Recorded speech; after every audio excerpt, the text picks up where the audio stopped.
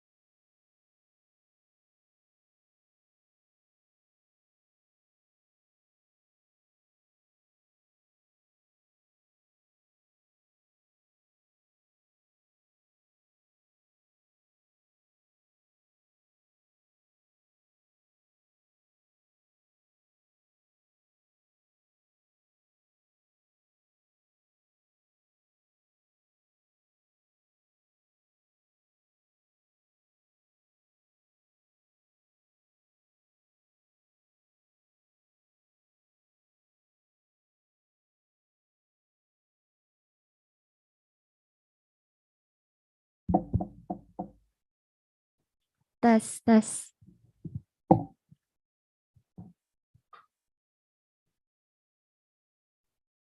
Bisa, Bang? Okay, good morning, ladies and gentlemen.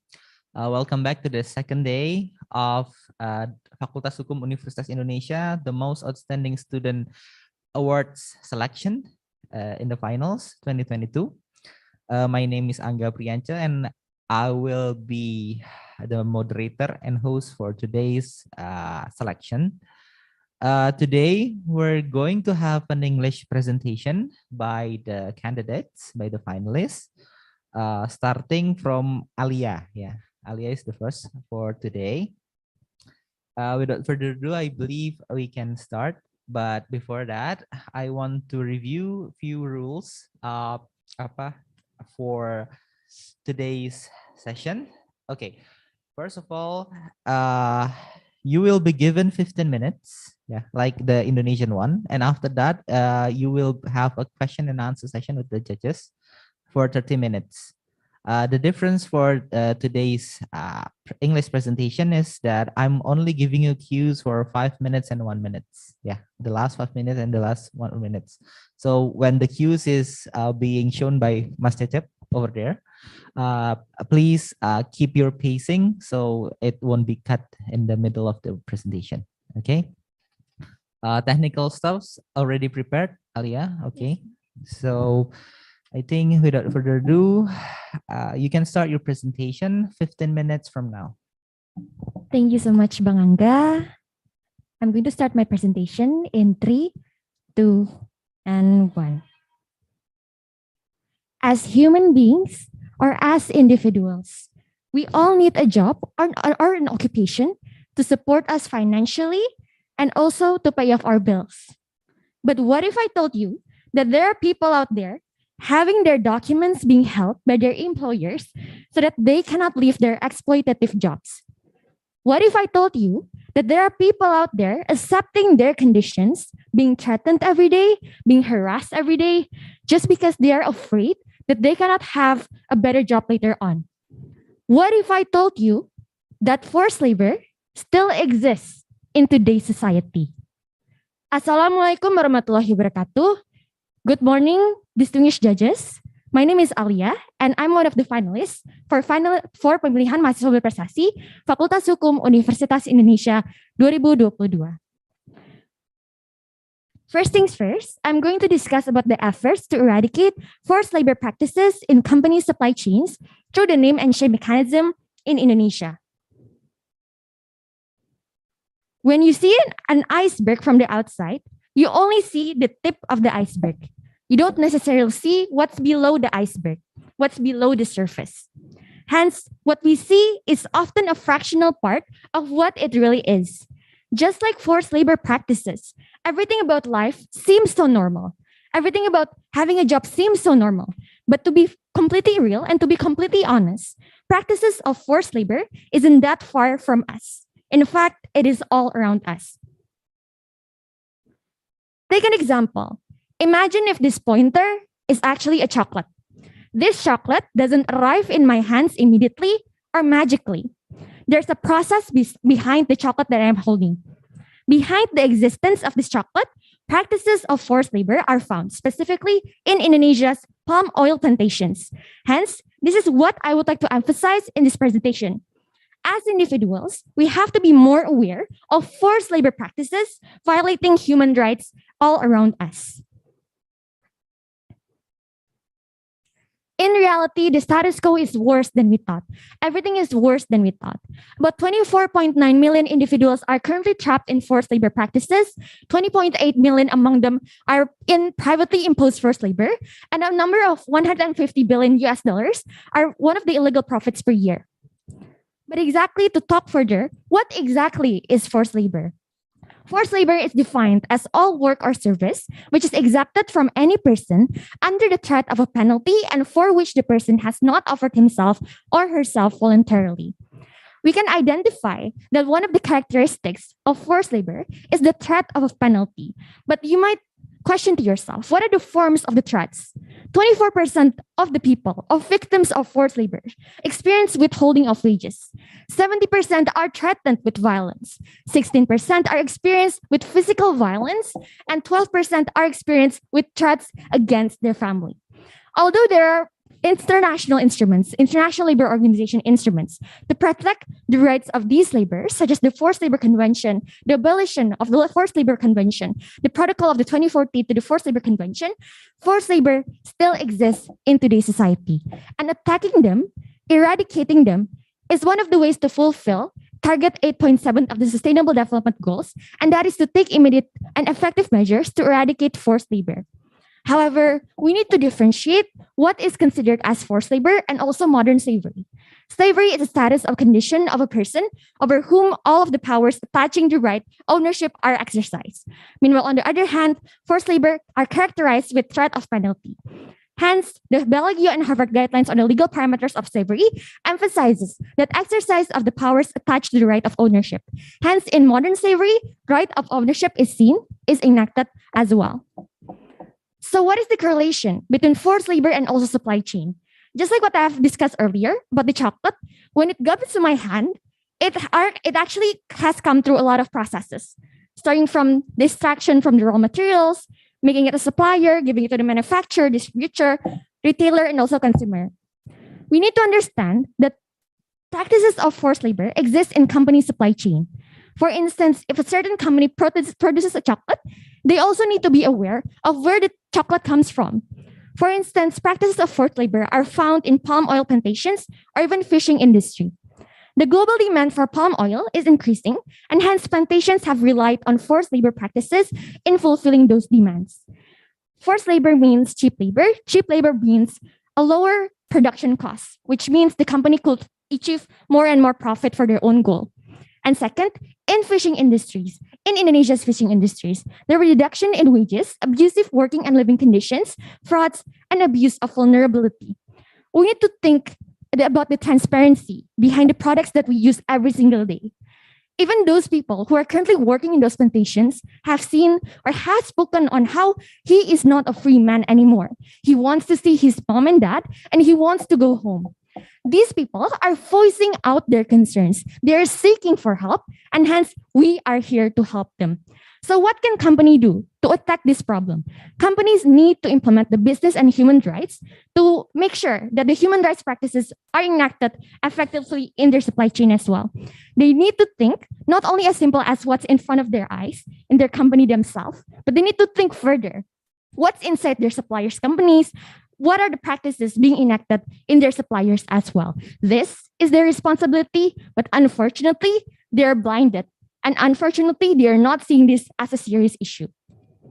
So why does forced labor exist? Why would someone want to be in a vulnerable position or want someone to have threatened over them? Because first of all, there are people or there are companies taking advantage of these vulnerable groups. What am I talking about? First of all, let's talk about poverty. When we talk about poverty, people have limited opportunities.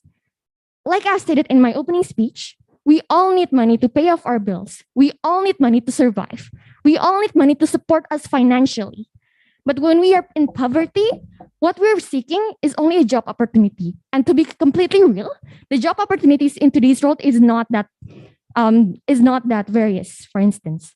Hence, these people with low education, these people with poverty are taking advantage of.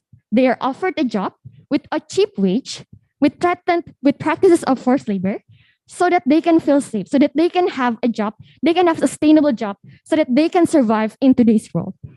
This lack of opportunity becomes a problem. We need to actually emphasize on how there are more job opportunities waiting in front of them. There are more humane job opportunities aside from forced labor. And oftentimes they don't even know that they're in conditions of forced labor. And hence it is our job to emphasize and to make them realize on what is normal and what is not. It's our job to make them realize that they have human rights and they can fight for it. Second, there is the need to improve the role of labor inspectors in Indonesia. How can we identify the practices of forced labor if the labor inspectors don't even find it? Hence, various methods, exploring new methods, and also finding or identifying these practices are important for these labor inspectors. And third, companies' responsibilities to conduct business and human rights. This is a responsibility to not only care about their own company, but also care about their supply chain. They need to be more transparent about what goes inside the products that we use every single day. They need to be more transparent in terms of the supply chain that they use in order to produce these goods. And they need to implement business and human rights to protect the human rights of these individuals and the human rights of their employees. So how do we tackle these problems? Proudly introducing the multi-layered solutions. So what exactly is a multi-layered solution? I believe that in order to tackle this problem, in order to tackle forced labor in Indonesia, one solution relying on the government is not simply enough. Relying on one actor is not enough. And hence, we need a multi-layered solutions that goes hand in hand, supporting each solutions to ensure that we collaboratively could tackle and could eradicate forced labor practices together. First, introducing our primary solution, the list of companies conducting forced labor practices. First of all, we need to understand what does this solution actually mean? What does this list actually mean? This list uses a naming and shaming mechanism, which means once the labor inspectors have found a company conducting forced labor practices, the name of the company will be listed publicly and the people in society will see it immediately. So why is it so important? What happens when the society sees the names of this company? First, they will understand on how these companies are conducting forced labor practices. Second, they will understand that they are violating human rights. But we understand on how we cannot rely on the society. And hence, there will be consequences for the companies whereas their names are put on the list. Which is first, companies will not receive loans or credits from state banks. And second, companies will suffer from market reaction. We already have law to protect our employees, but we believe that it is not enough. The enforcement and having a quick win is also important. And that is why I decided to bring this action plan, to bring this quick win, to create a list of companies publicly with severe consequences. If what they want is actually profits, then we create solution that hardens them to achieve what they want, which is profits. And this solution is actually feasible and implementable, as this solution has been implemented since 2004 in Brazil, known as the Dirty List. Second, introducing our secondary solution, forced labor whistleblower system. At times, people know that they're not feeling well. People know that they're vulnerable. They want to seek for help. But the question is how? With the forced labor whistleblower system, we provide a platform for victims and witnesses to voice up their concerns to the government to receive further assistance. Once this information is received by the government, further inspections will be implemented to find out these practices and save their human rights, save these individuals. We want to protect the identity of these workers, and hence the forced labor whistleblower system will be implemented anonymously. And second, we want to solve the complicated and unintegrated method to report, which is the current status quo.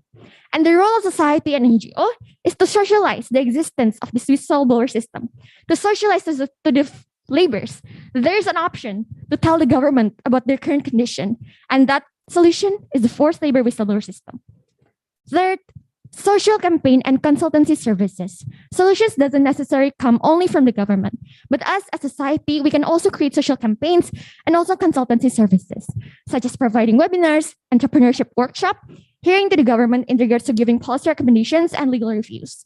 And as for consultancy services, we can help them understand that they are in an abnormal condition, that they need to fight for their rights, and their feelings are validated. Our solution are specific, measurable, acceptable, realistic, and time-bound, as we aim to protect the human rights, labor rights, and emphasize on business human rights obligations by companies and to achieve SDG target 8.7. Second, we have periodic and evaluation and monitoring. Third, we want to protect vulnerable groups from those who want to take advantage of their conditions. Fourth, we have the availability and the opportunity to create a benchmark with similar solutions such as the Data List and also KPK whistleblower system. And fifth, we have the time bound to end forced labor practices by 2030. So what is our ultimate goal? What's the conclusion on what have been discussing about the previous 15 minutes? So first, we already understand that practices of forced labor still exist in company supply chain in Indonesia. And we have already understand that there are labor rights and business human rights being violated or not implemented properly. Why does this happen? Because first, companies are taking advantage of the vulnerable groups. Second, we need to maximize the role of labor inspectors. And third, business human rights practices needs to be improved. Companies need to think further, need to strategize further, and need to start caring about their supply chain. Hence, the solution to tackle all of these main factors are first, the list of companies conducting forced labor practices, which will be conducted by the government. Second, forced labor whistleblower system, which will be provided by the government, but also socialized by society and also NGOs. And third, social campaigns and consultancy services that could be enacted by society ourselves. Whereas we as society, we can also contribute to eradicate this problem. We can end forced labor practices together. Through optimism and hard work, our ultimate aim is already clear. A world which no human being is ever subjected to forced labor in any of its forms. And again, through optimism and hard work, I, Alia, believe that we all can and we all will see the end of forced labor practices in Indonesia. However, efforts are needed, commitment is needed, and that is why we're here to help together, to help our society, and to end the practices of forced labor in Indonesia together. Thank you so much. Wassalamualaikum warahmatullahi wabarakatuh.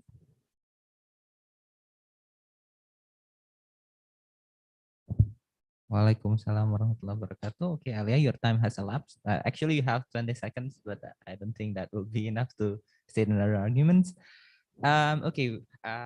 So now we're going to have a question and answer session with the judges. 30 minutes from now, maybe is there any judges that want to volunteer to be the first, the person who wants to ask a question? Maybe I can go first, Angga. Okay, sure, Mbak Tirta. Okay, thank you, Alia, for the presentation. Business and human rights, I think, is now a current issue in the human rights sectors globally, and it's been discussed and studied in many countries, including Indonesia. Many UN bodies in Indonesia have projects to at least decrease the number of violations of human rights in businesses. It's a good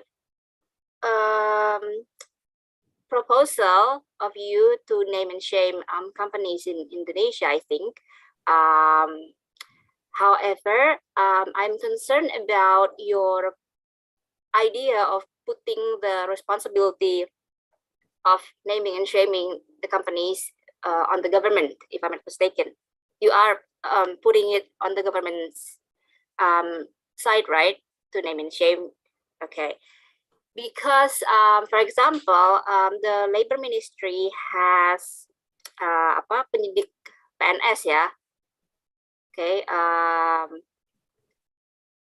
to investigate and solve human rights, labor rights violation, at least okay, in companies in Indonesia.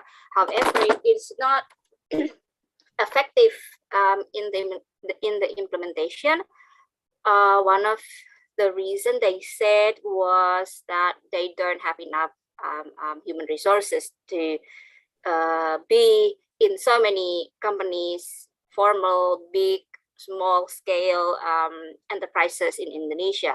So many human rights NGOs in Indonesia still report many violations of these rights in many places, in many enterprises and companies. So how do you imagine, okay, the government will work to name and shame these companies? And you're talking about big companies on your presentation, okay? And they are multinational companies that have stakeholders also abroad, okay? So the network of the work, okay, it's not only in Indonesia, and it's not only between the companies and the Indonesian government, but also other countries as well, okay?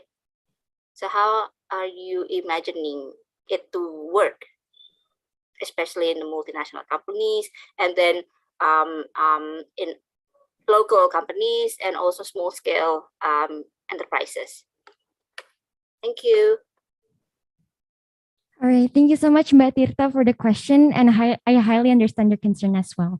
So allow me to answer your question.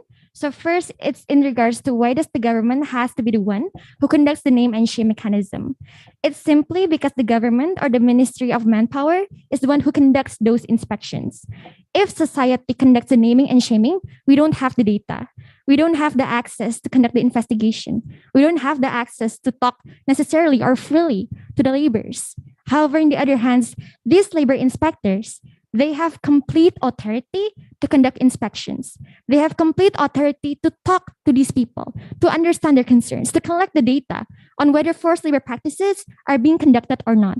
So there's a difference about the power or the availability or the capacity of society in general, and also the government, the Ministry of Manpower. So the Ministry of Manpower has the full right to conduct these inspections and gain the data, and later on name and shame these companies, aside from us, society, who barely knows anything, who cannot do the inspections by ourselves. But the question remains, we already understand on how it's the responsibility and the capacity of the government to conduct the naming and shaming, because they're the one who has the data and they're the one who conducts the inspections.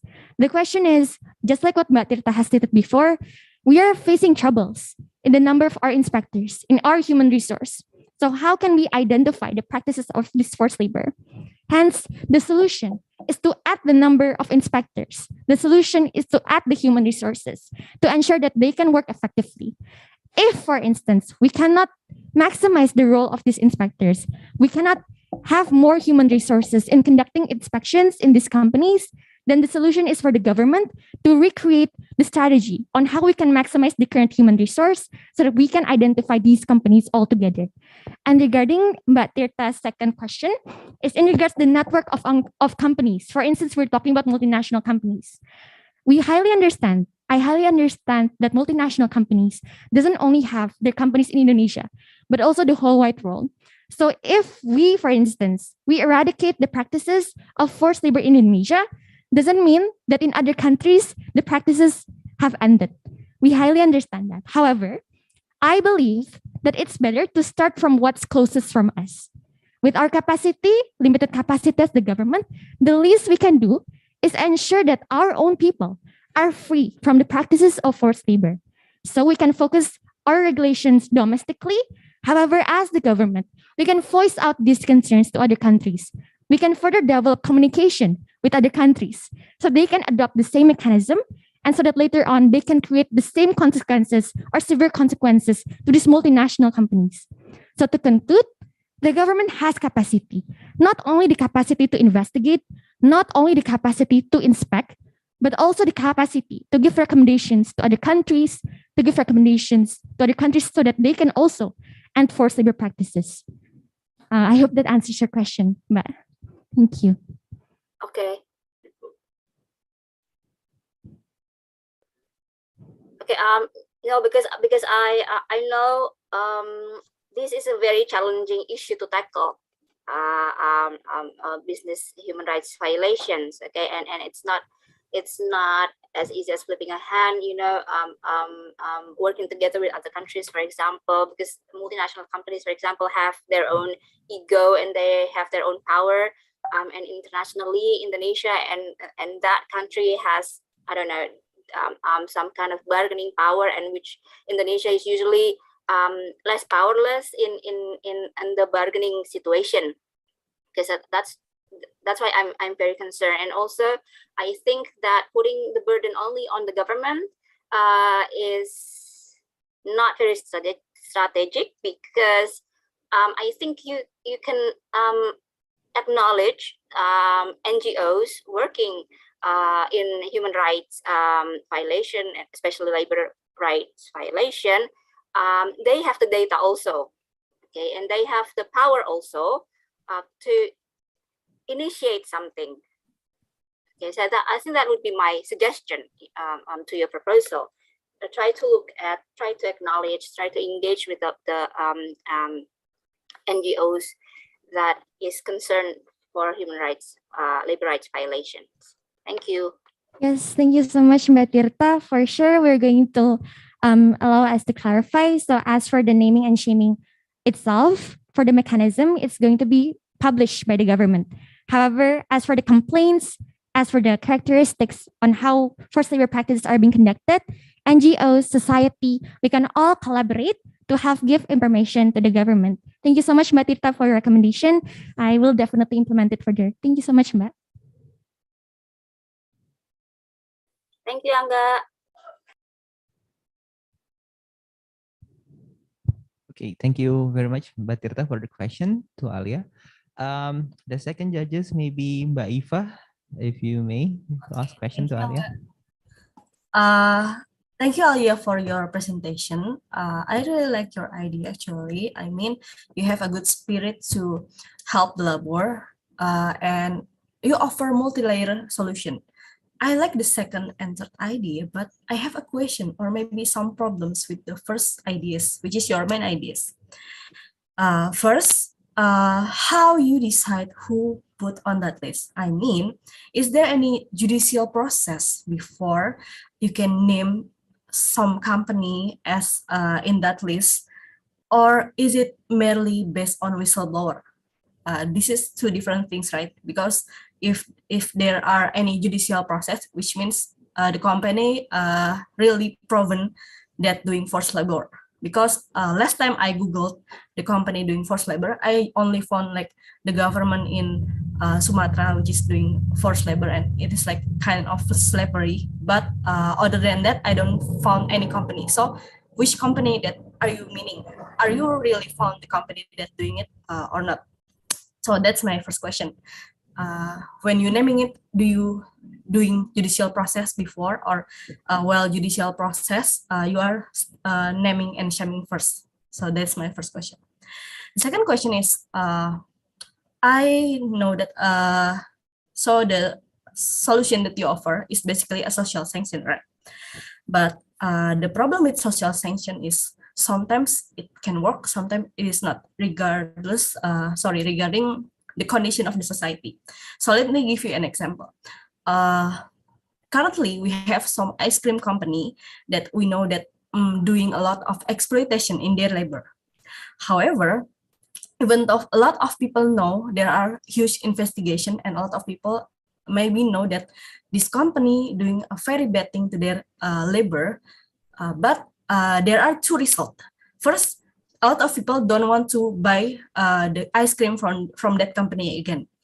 Meanwhile, there are also a lot of people that still buying it due to the cheap price. So I mean, social sanction is heavily relies on the response of the society itself. It may be work, it may be not.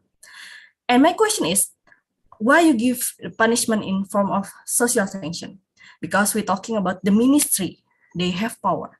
Why not give sanction directly, such as revoking company license maybe, or maybe giving fine? Because I found that in other countries, if there are a company doing very bad things to their employees or doing exploitation, usually the government will give fine to them. Or maybe you can do higher sanctions such as revoking the license. So can you explain me why you choose the social sanction with that higher power of ministry? Thank you very much, Alia. Thank you so much, Mbak Ifa, for the question. So I'll answer the first question first. So the first question is in regards to how do we consider or how do we put the names of the companies on the list? What is the concrete mechanism to ensure that we are putting the names of the companies that are proven to have conducted forced labor practices? As a country that has legal processes, our job is to respect those processes and follow the process. Hence, we can only name and shame if there's already a judicial process and if there's already a judicial result. So the current mechanism is that we already have laws protecting our labor, but that is simply not enough. So what I thought was understanding that the law is already there, but it's not enough to make the companies stop violating or exploiting their workers. What we can do is to give an additional sanction. So therefore, once these companies are found to be guilty, once these companies are found to conduct forced labor practices through the judicial process, then the names of this company will be put on the name and shame list, will be put on the list provided by the Ministry of Labor, of Manpower, apologies. And also, to actually answer your second question, Ifa, in regards to social sanctions. As a part of society, I also understand that social sanctions or relying on social sanctions is not enough. For instance, to respond to what Mbak Ifa have stated earlier about the case of a certain company that have been proven to conduct forced labor practices, people are still buying their products. But first, we need to understand, why are they still buying the products? One of the factors is because the lack of awareness of society on how human rights are important are so severe, and hence they also need to put an act. They also have a role in stopping these practices conducted by these companies. Hence, awareness is not there currently in the current status quo. Awareness needs to be improved, and that's why our tertiary solution is to raise the awareness by conducting social campaigns.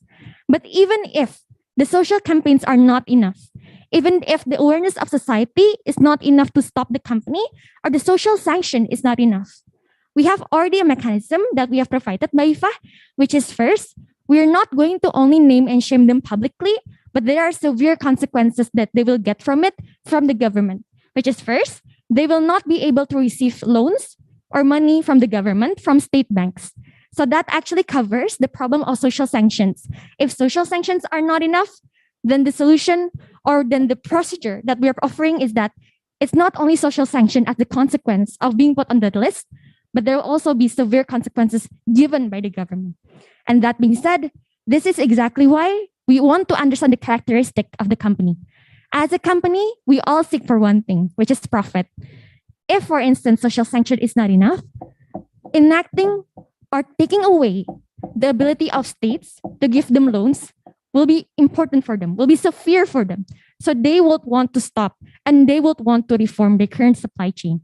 But second, it's not necessarily about the society when we talk about the name and shame mechanism. We're also talking about investors. We're also talking about other actors that is correlated to the companies. If a company is put in that particular list, and that particular list is, for instance, by society and by NGOs, publicized again, then companies or even individuals will be more aware on how this company has a huge risk. They have a huge risk because people know that they're conducting forced labor practices. And that being said, investors might not want to actually invest their money in such risk, in such companies with a high risk. And that being said, through our multi-layer solution, we don't depend on only one consequences. As government, as society, as NGO, we all have a role. We emphasize our role to eradicate the practices of forced labors in Indonesia. Thank you so much, Baifa. Okay, thank you, Elia, for your answer. That's enough from me. Thank you, Mbak. Okay, thank you very much, Baifa, for the question. Maybe we move on to Bang Tio. Are you? Right, yeah, thank you very much. Apologize for the noise. Thank you very much. I very much enjoyed the presentations. I have a couple of questions. The first one is, of course, the ideas of this project is to be implemented, right?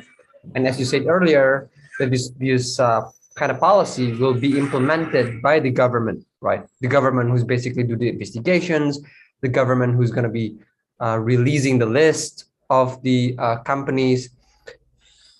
But my question's then, how can this really be implemented? For example, you're now not in the government, right? You're an outsider, basically. And how do you proposing this kind of policy?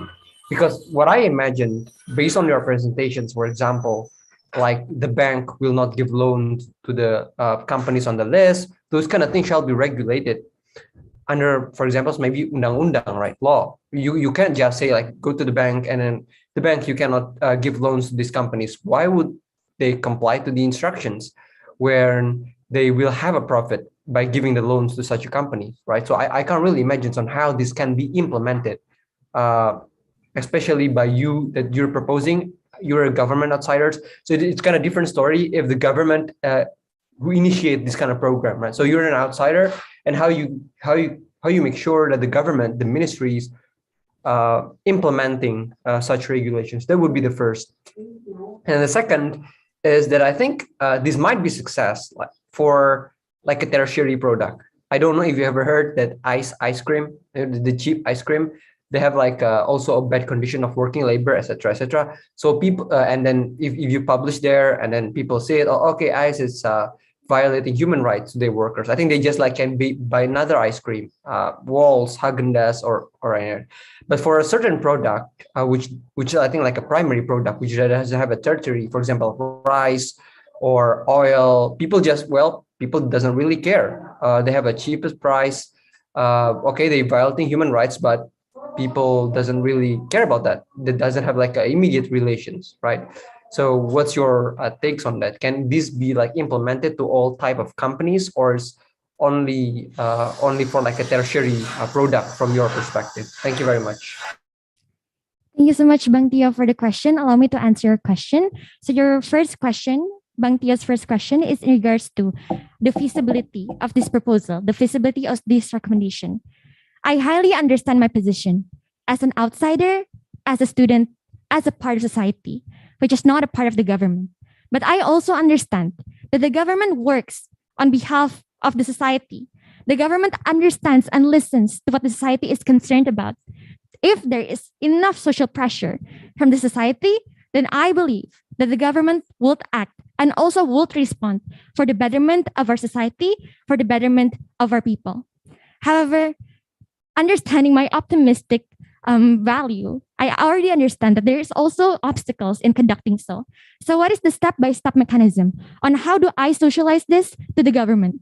First, what I can do is to create a proposal which consists of the legal reviews, the legal reasonings, and also the urgencies, collecting testimonies, collaborating with NGOs, collaborating with people that actually cares about these labors. Create one document and also send it to the government. Create a public hearing and let them understand our society's concern. What I can do as a college student that has limited capacity, I can gather around my friends. I can gather around people around me who also have the same focus, who also cares about the conditions of these labors. I can utilize social media to collect the people, to voice out their concerns, to actually make more people have this social awareness. And through that, collecting the society, solidarity, and also forcing this out to the government with a concrete product, with concrete testimonies, I believe that the government will respond. I believe that the government will actually do something about this. If this proposal is not enough, I believe that the government could adjust it or could at least create a new action plan or a new quick win so that there is effort to combat forced labor practices in Indonesia. But second, Bang, to answer your question, understanding the characteristics or the focus of the company. For instance, there are several companies who have products that are exchangeable. If, for instance, society doesn't like product A, they can easily transition to product B. But what happens if the society don't have that many options and still has to choose or use this product in order to follow our daily habits or our needs? That being said, that is the exactly point, Bang, on why we focus on a multi-layer solution, on how we acknowledge on how society pressure is not enough, And hence, there is severe consequences given from the government. And that is to give them, for instance, restricted loans from the banks so that they, as a company, they have something that they're worried about. If, for instance, as a company, they know their privilege, as a company, they know society, no matter on how society don't like our company, they'll use it anyway. We cannot let them have this mindset. If the society pressure is not enough, then it is the role of the government to actually do something about it. And that is exactly why the consequences that I have provided to my solution, to my primary solution, it's one of the efforts to still give a deterrence effect, to still give some kind of shock therapy towards those companies, on how now, currently, the status quo have changed, regulations have changed. If you now violate it, you don't only receive a lawsuit, but further consequences to make you stop and fix your supply chain.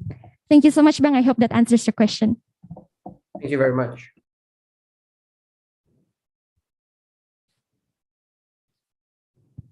Is that enough, Bang Tio? Or do you have following question? Yes, I'm good. Thanks. All right. Thank you, Bang. Okay. The next is the last judges. Adam, please file a question to Alia. Okay, thank you, Bang Angga.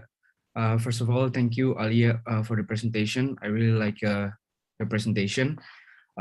First, my question is, how effective is naming and shaming, considering, let's say you said that it was applied in Brazil for the same problems, and I believe that it is also applied in environmental law in Indonesia, but it wasn't that effective as a sanction.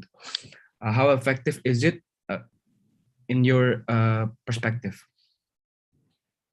Thank you so much, Adam. Thankfully, as a country, we have the ability to conduct benchmark to other countries who have conducted similar solution, such as the dirty list conducted in Brazil ever since 2004.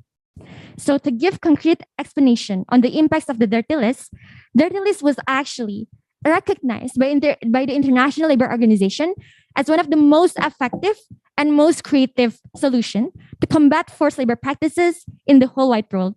And that is the exact reason on why the International Labor Organization gives specific recommendation on how other countries shall try to implement the similar mechanism.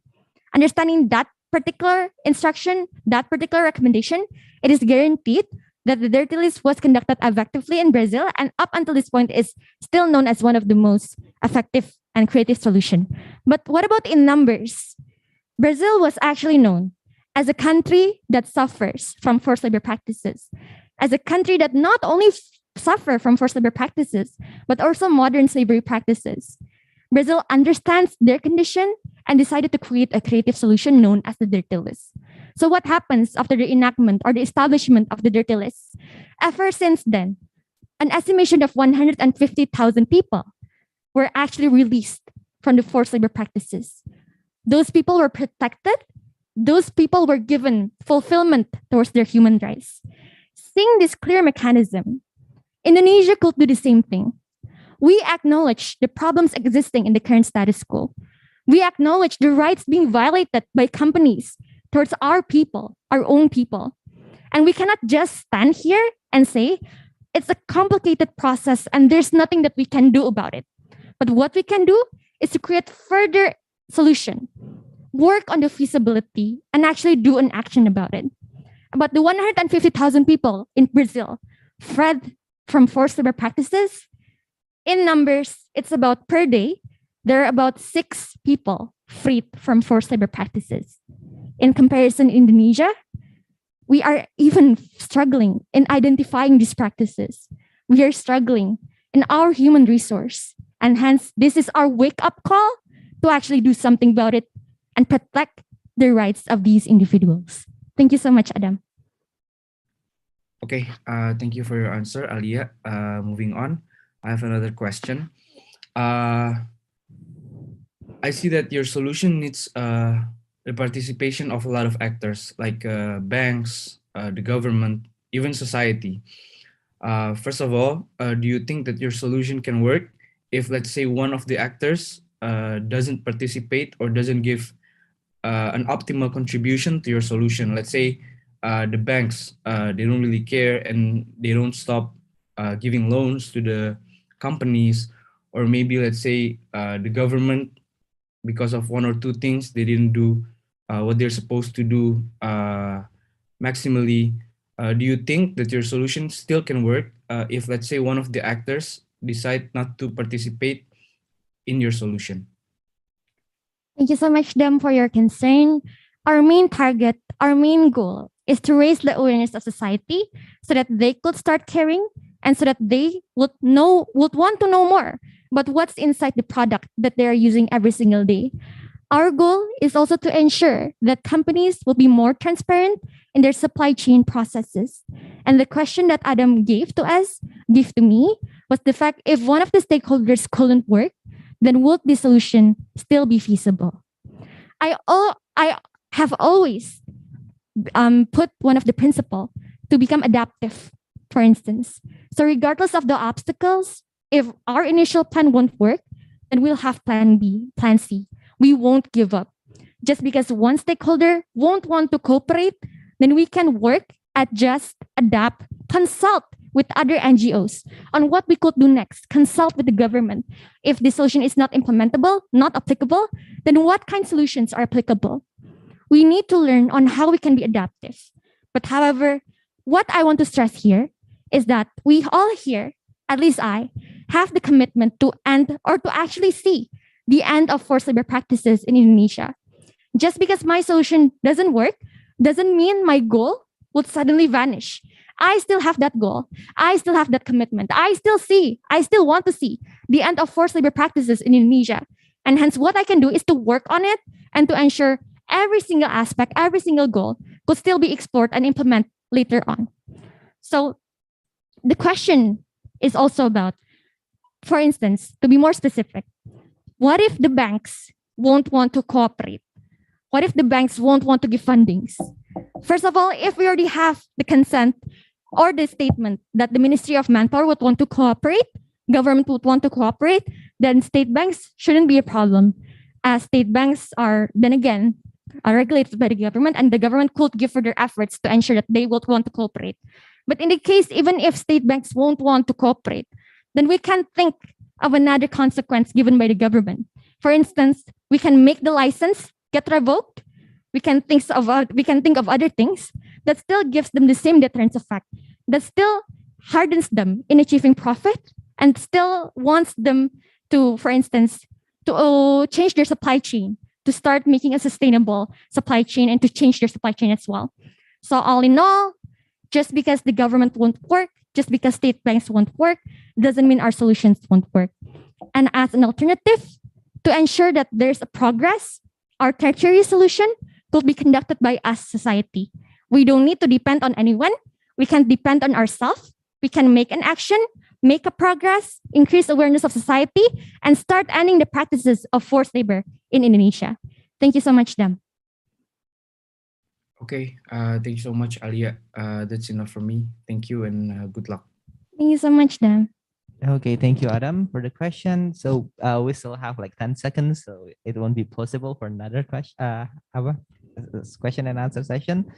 So this marks the end of Alia presentation. So give applause to Alia.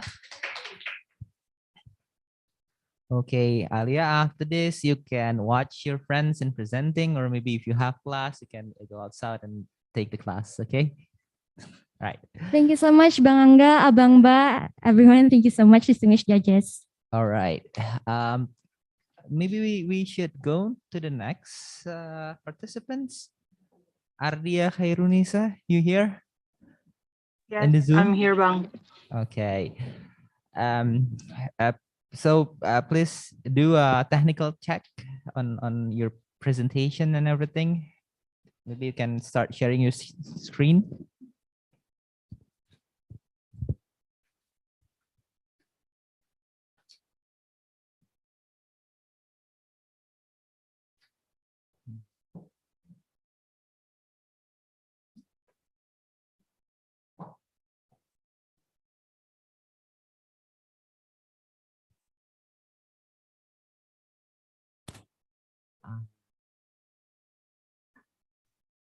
Now visible? Visible. Try to move it to the next slide. Okay. Right. Okay.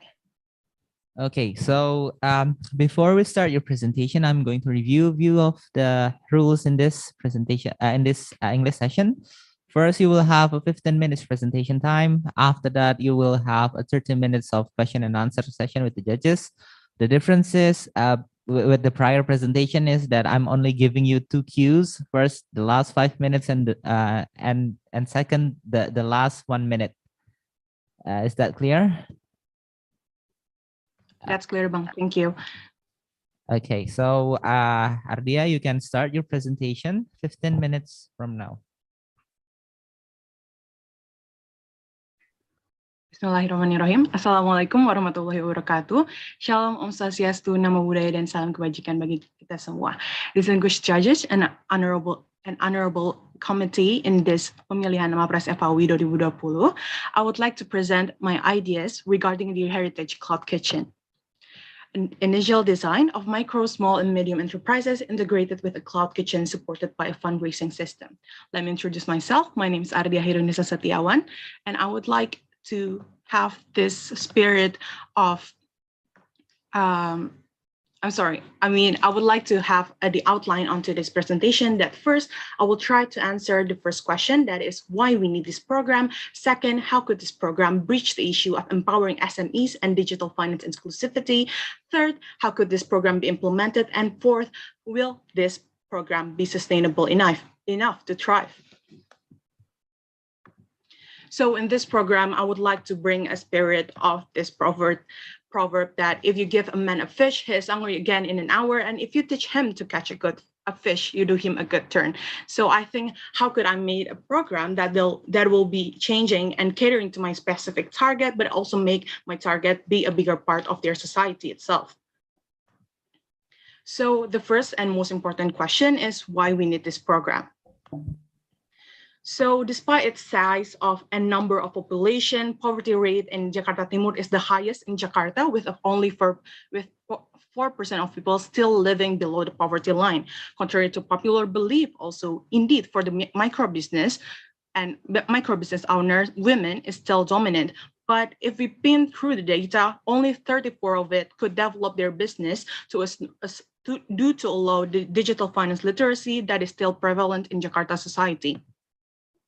And on top of it, women needed to anticipate at least 3 points. Their expectation of a gender role to be not only be a mom, a wife, but also a good one. Also, even if they are the financial manager of their household, they didn't have the freedom to decide whether they could make any transaction, making a bank account, or taking loan or any financial activity. And even when they wanted to build a business, there's less support from their family and spouse compared to their male counterpart. So how could this program breach the issue of empowering SMEs and also digital finance inclusivity? So my program is based on this literature that there is a parallel between the establishment of more SMEs to the number of higher average income in the area. And after the SMEs has established itself, they could open up a job opportunity for the people in the society. This has been studied in mostly South Asian countries like Bangladesh, Sri Lanka, and also India. But not only that, we also the studies also show that it has been proven in African countries such as Swaziland, Malawi, and Kenya, but with one requirement, that to establish the company or the business, the loan taker needed only an interest percent of 0. So how could this program be implemented? So I would like to bring this idea of a cloud kitchen that is a diner without the dine-in. So cloud kitchen would be a more effective in today's era as the customer behavior is changing, rather than the experience of going out after the pandemic. As long as the food tasted good, and also as long as the experience of the services is good, customer is predominantly satisfied with its quality. So why we need to use the fundraising mechanism? So fundraising would be easier in Indonesia because we are considered to be the most charitable countries in the world. And startup and companies in charity is growing stronger compared to any other countries, such as with Kita Bisa and We Care startups that are willing to fundraise and also compiled money to be given to those who need it. And the second one, and maybe I think it's the most important factor, is also that because this kind of program has worked before. A year ago, I volunteered in Mampu Foundation, where it also has the same system of fundraise to fund businesses to alleviate poverty in Jakarta and Surabaya. However, there are many obstacles throughout our process to reach our goals, including the part where we fundraise our business in return of the shares of the business, rather than giving the money only to the business owners and ask them to pay their loan by their date of break-even point.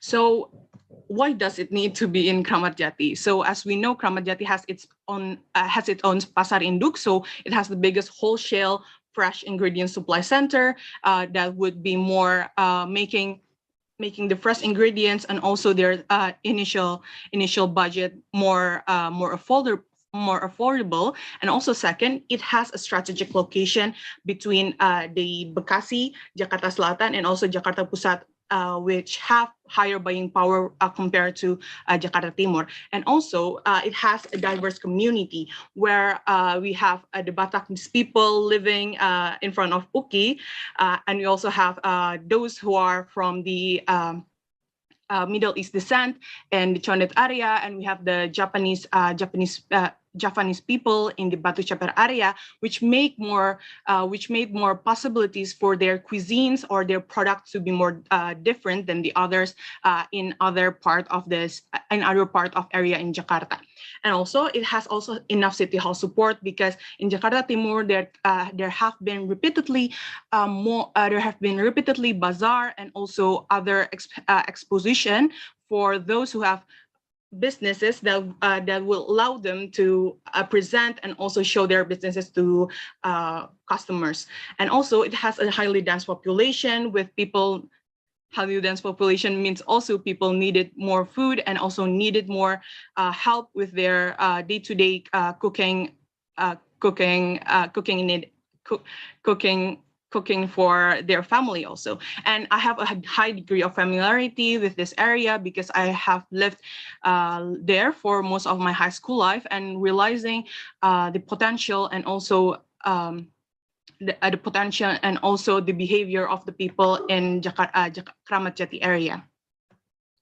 So in my Sahabat proposal, I have this. I have also explained my target that is could be considered as a smart target that first this program is very specific. It would target it to a women who lost their job to pandemic, single mother, women who could not left their child in their home alone, and also mother who needed additional income for their family because maybe their spouse have some kind of disabilities or any other things. And also this program would be miserable as long as the program or the business has a clear break-even point. This program could be fulfilled and could also be a success both for the organization and also the fund receiver. And it will be acceptable because there has no as we know, as compared to my experience before, there would be no any other objections or rejections from the societies regarding this specific target. And also it is realistic because it has been proved before that it could work, and it could also alleviate poverty, and it's time bound.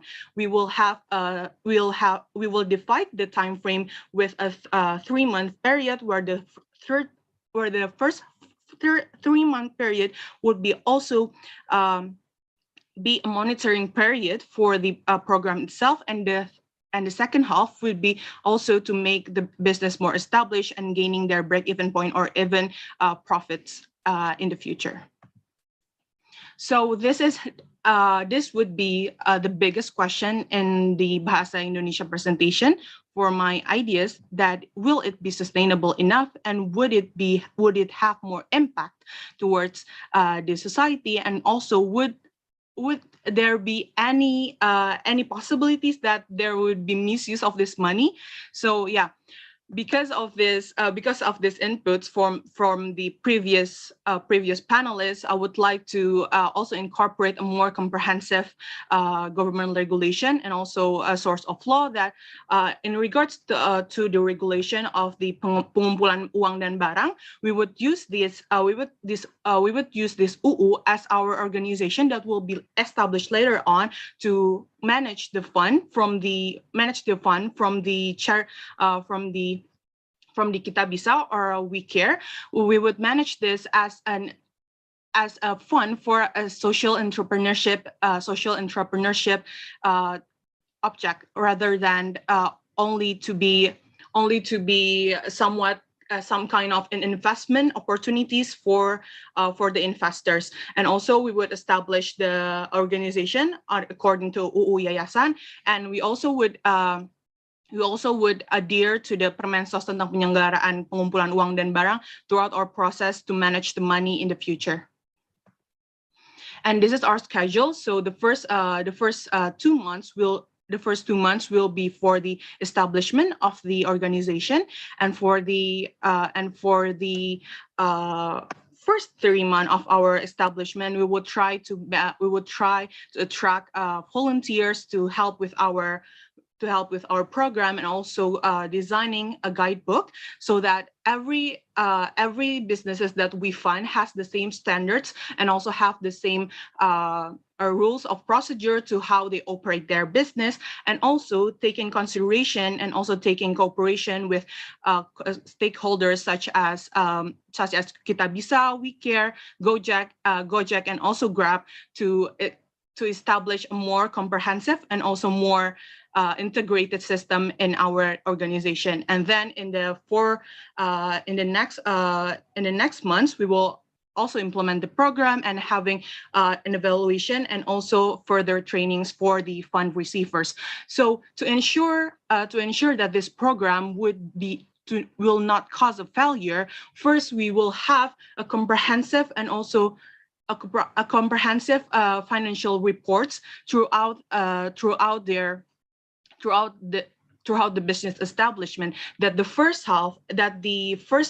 2 weeks and 2 months of the establishment of their business would have a more kekeluargaan approach for the people that will receive the money, so that we could gain their trust and they could gain our trust too as the fund manager of the money from the investors. And also in the pelatihan lebih lanjut, we would also give them trainings to make their own bank account, make their own financial project, make their own financial objective that would give them a more sustainable approach, and also an independent approach, so that they can even establish their business and develop their business even after we don't give them any help in the future. So we also have give them 2 options, whether if they have break even to their initial budget, they would have to return the money and did not let us to guide them in the future. But the second one, we will still give them the money, but they will need to make a more independent financial projection rather than the assisted one before we give them the money. So maybe I would like to conclude my presentation at this point, and I would like to hear the questions and also the inputs from the panelists today. Thank you. Okay. Thank you, Ardia, for the presentation. You still have 1 minute and 30 seconds if you want to have a final statement or something to stress on. So I would like to thank you, Bang Angga. I would like to stress on that this program would be a social entrepreneurship program rather than making it as an investment vehicle.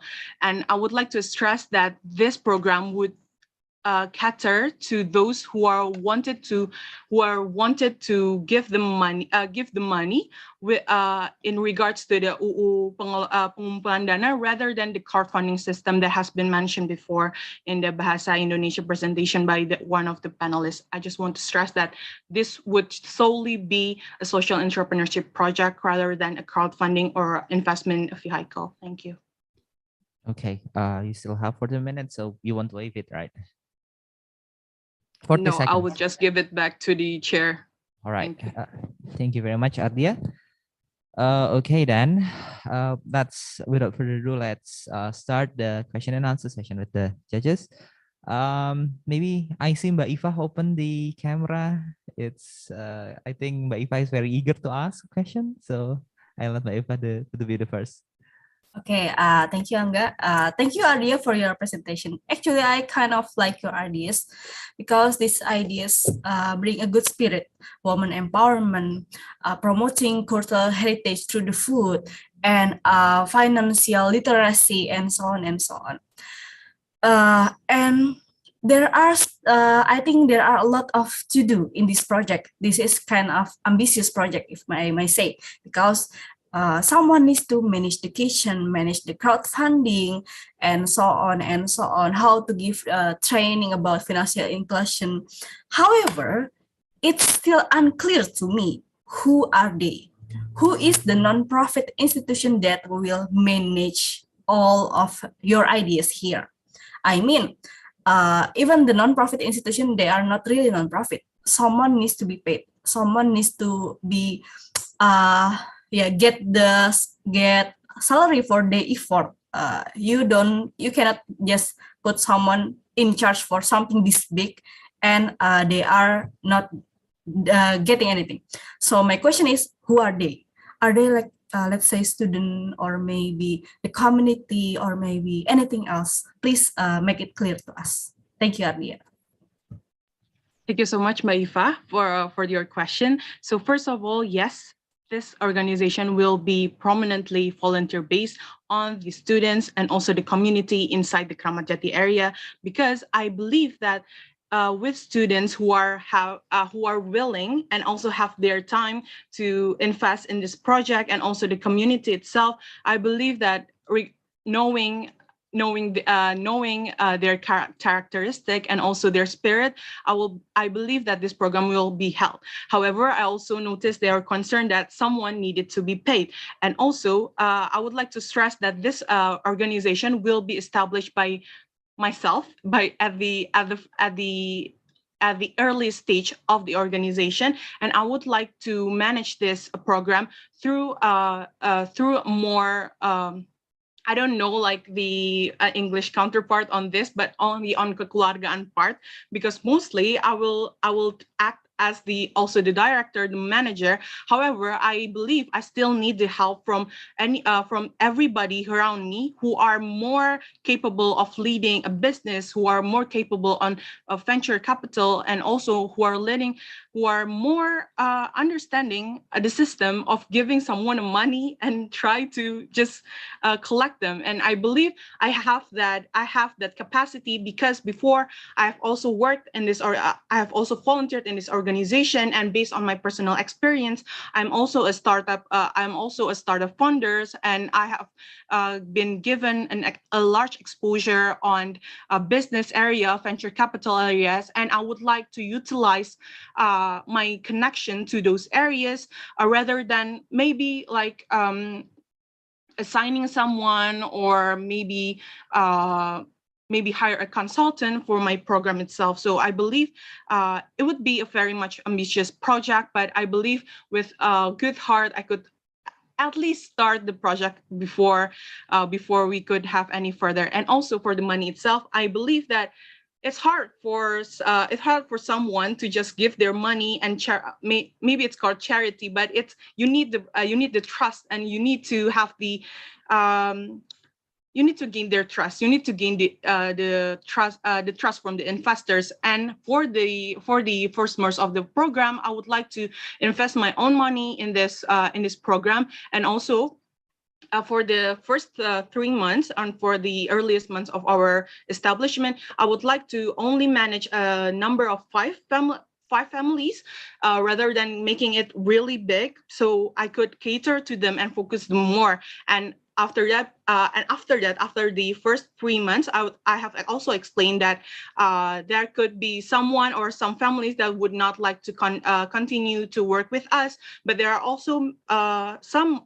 families that would like to continue, and I would help them. And maybe the available slots will be given to the other families that will need this program. That's it. Thank you. Do you have any follow-up questions? Okay, maybe I just want to give a feedback. That's very ambitious of you. But if I may add a suggestion, I would like to suggest that how about you empower the mother, ibu-ibu PKK around that community. I think it will be easier and more sustainable because Ardia, one day after you graduate, maybe you will have any job, and maybe you cannot put your time and your effort in that company. So it will be more sustainable if you empower the local community, which is Ibu PKK. I think that is like more realistic. That's all from me, Angga. Thank you so much, Mbak. I would like to appreciate their inputs. Thank you very much, Mbak Iva, for the question and answer and suggestion, I believe. Okay, moving on to the next judge, I would like to give opportunity to Bang Aristio. Right, thank you very much, Arya, for the presentations. Well, I have quite a difficulties in understanding like the whole project. I can't really understand it from the summary, and then I go through your full paper, but I still can have a confused. So I just want to make a little bit of clarifications here. So it's going to be like a foundations. It's going to be like an office which collect money from the people, like random people, right? Like you have heard like Kita Bisa, and people just donate randomly, and then the collected money distributed to the small and medium enterprise woman who run a small and medium enterprise. Is it? Yes. And then, we will. Okay. May I clarify on this part, Bang? Yes, short. It's good. Yeah, rather than focusing on those who has established their small and medium enterprises, I would also give them, the money to those who have no businesses. So I could, so I believe it would be easier to navigate their businesses if we are involving in the business from the very first part, rather than like intruding to the business in their phase of development. Okay, so you then give the money to the one that you said, and then what happened next? Do you keep up on what they're doing, or do you keep on track? Well, they just can like receive the money and then like just go, and then they never show up. Or like what kind of empowerment that you use? Like you keep track with those people who receive the money, and would that be kind of the same with kooperasi? Well, like they can give money and then like blah blah blah. What would be the difference with that? Yeah, so that would be the first two questions. If you want to answer it shortly. Yeah. Okay. The first two questions. Yes, yes, the money would be given to them, but yes, we have also established, as I've mentioned before, a guidebook and also the rules of procedure that would establish some kind of reporting mechanism for the business funders and also for the organization itself. So we will assign mentors to the families to keep track with their businesses. And I also noticed this concern that gimana kalau ibunya nanti ngambil uangnya aja gitu. But I also noticed that we could reduce this risk by not lending them the money in whole, but if we can give them in an object like kitchen utensils, we could also manage this money to be more low risk. And I also think that yes, kooperasi is there, but there is this obstacles or gaps of financial literacy throughout the women I met. They are more likely to be feared of using their money without a wholesome understanding of the issue, and they are also afraid if they take a loan, it will have an interest, because maybe for us who are more financially stable and have a lot of support system, it will be easier for us to pay the returns. But it's hard for them to, I don't know, it's more like an understanding of the concept of giving money, but needed to give back the money with a higher point. So there's this maybe it's menial things, but I see it as the biggest problem in koperasi right now. I believe also koperasi still take an interest rather than just giving the money with that. And also on top of that, they don't have any supervising mechanism on the businesses that they lend on. They lend to. Sorry. All right, thank you very much. So what I can imagine is there are going to be like thousands of applicants who want to receive the money from the foundation. So you should taking that into account. But I think I'm quite agree with Mbak Ifa's point. Yeah. Would this be like a foundations, or it's more? It sounds more in terms of sustainabilities, better like social entrepreneur, where you like do social things, but you're also entrepreneur. Because if you do it without any benefits, I think it's very hard to keep it sustained in long term. So you might want to keep that in mind as well.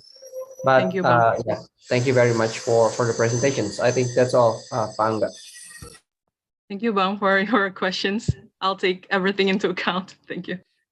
Okay, thank you very much, Bang Tio, for the question. Maybe to the next judges, Adam. I think Adam is having a midterm exam and he will be here. All right. He's not here. Okay. Okay. All right. Okay. Mbak Tirta, maybe I would like to file a question to Artia. Good morning, Mbak. Okay, good morning, Artia. Thank you for your presentation. I think it is a good idea about women empowerment. However, I share the same concern with Bang Tio about the unclarity of your proposal. I thought at the beginning it was going to be like a common kitchen, dapur umum, which provide food for Yeah, I thought so much. for society. Okay, that is like the first thing that came to my mind when reading your title and your summary. However, when I read further on your naskah bahasa Indonesia, it's a completely different thing. Okay, so it's yeah, social entrepreneurship versus women empowerment, involving cloud kitchen and Gojek Grab and financial institution, informal meskipun ya. Yeah, I think my main concern is the unclarity of your proposal. If eventually it is what you've explained to answer Bang Tio, then the question will be is how will you coordinate, manage I think it has been raised also by Bang Tio and Mbak Ifa, ya, who will manage and how will you select the applicant, for example, who wants to be involved in these initiatives. Because as anak Jakarta Timur, myself, we have a lot of inhabitants here who are not so wealthy, and I think would want to be involved in this kind of initiatives, but we have to question their commitment. Okay, because it is a commitment, right? And you have to. This is in my mind, yeah. That if I will initiate in this program, okay, then I will have to come up with a product, right? Let's say nasi uduk, okay, being Kramat Jati people, gitu ya. And then my nasi uduk will be sold in the cloud kitchen, right? And people like other Bang Tio maybe would want to order from Jakarta Selatan my nice duduk from Gojek, from Kramat Jati, like that, right? The program. Exactly. Yeah, but then again, then how will you? My concern is that how will you manage, and then manage the commitment, because this kind of initiatives was once conducted also in the people of Morakarang. Okay, but the biggest problem is the commitment of the people. Okay, to stay in the program and expand your financial independence, and then your business independence also. So yeah, I think my question will be just how will you keep up the spirit, okay, of these people. Thank you. Thank you so much, Mbak Tirta Wening, for the very much critical questions.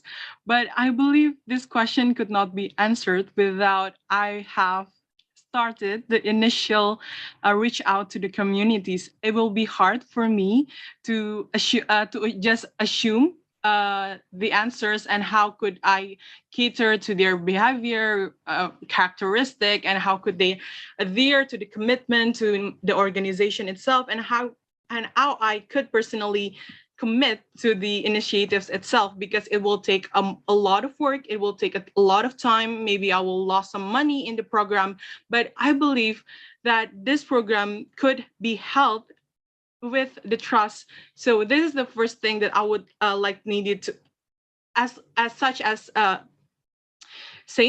similar to other program, this program really needs a huge trust from the investors, trust from the fund receivers, and trust also from myself to me. How could I just make this program be something? But I believe also that this program could be happen if I gained the support, if I gained the exposure, that if I gained the help from everybody around me who are willing to sacrifice some little of their time, it will be easier. But it's just the same as any other initiatives, that we needed to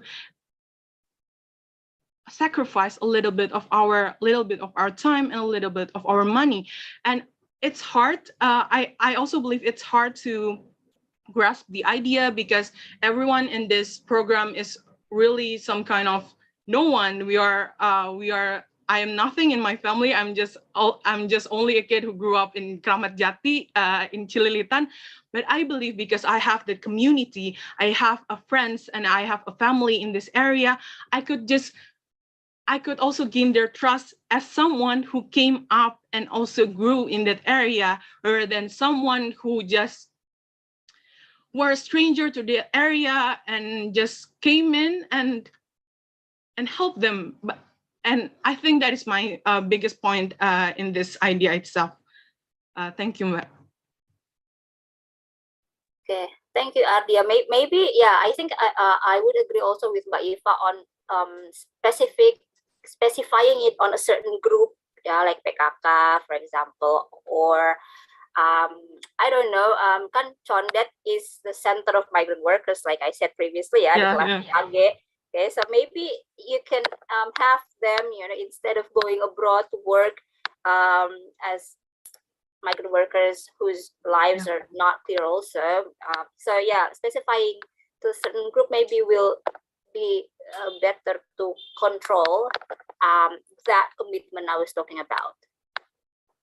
Thank you so much, Mbak. Yeah, I also think so that we would find a more vulnerable part of the area, rather than ibu-ibu aja yang nggak terlalu ya udah emang mau bikin usaha. I would need it to have that more kind of, they don't have really a bargaining point into the program, and I believe they could enhance their commitment, because they only have this program to help them also in the first place.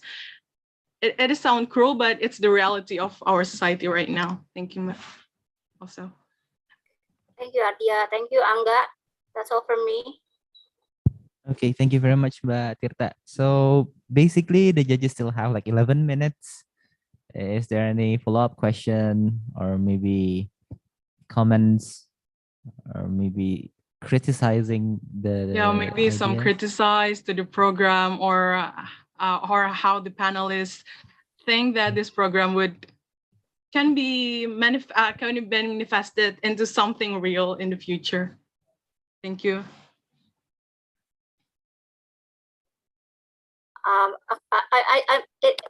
It's a very interesting program, yeah, Ardia, and it's very applicable, I think, to help society. Maybe you need to, be more organized and more planning for this program, because I think if you could do it right, I think it will work, because like people are now looking for food, right? Food is like basic, but also a comfort. People will run to food if you're under stress, for example. Because if the women especially can make like you said previously, delicious food, I think they will benefit from this program. So just just plan more. Thank you, Mbak Tirta. So I forgot to bring this point, but our consumer basis later on for the cloud kitchen itself would be more towards millennials and also Gen Zs who are living far from their home and wanting to find the comfort of homemade food from their family. So I think it's also the biggest selling point of the cloud kitchen, other than makanan tradisional. Thank you.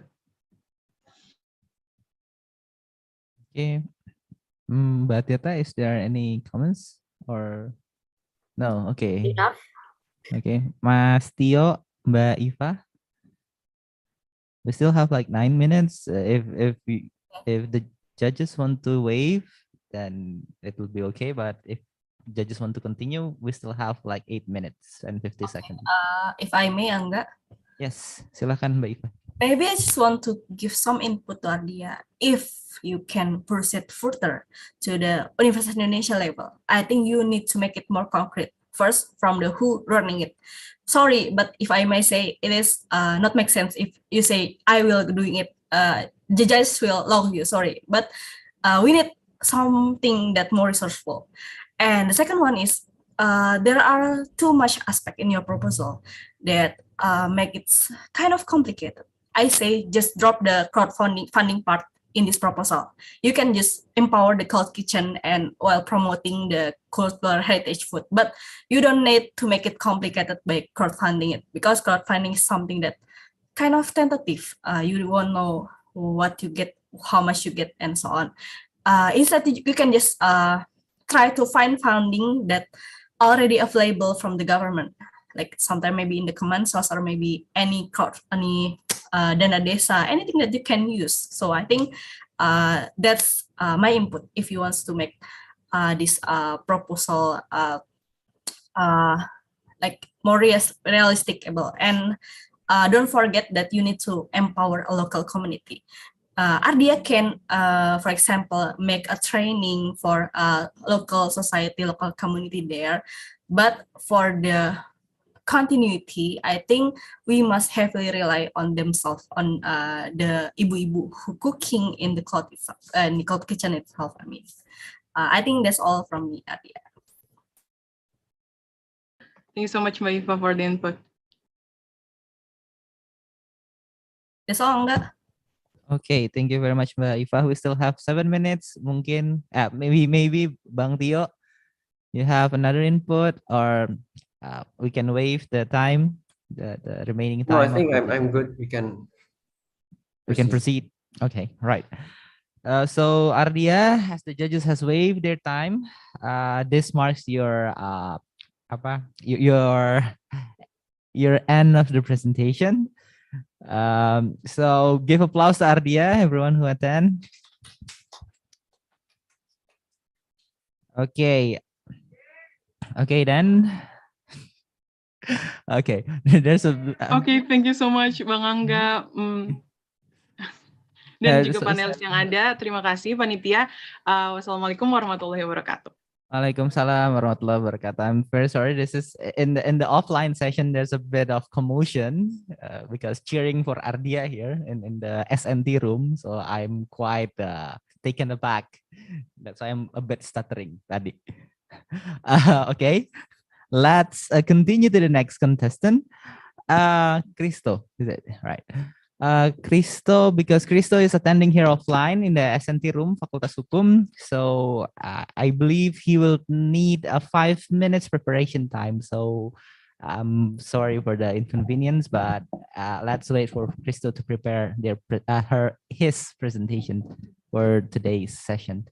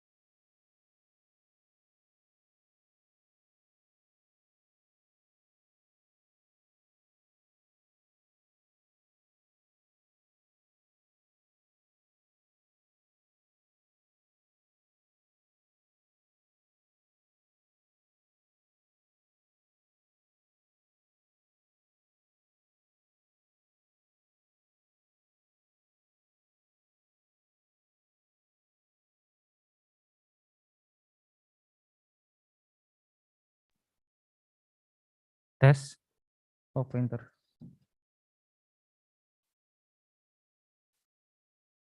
Okay.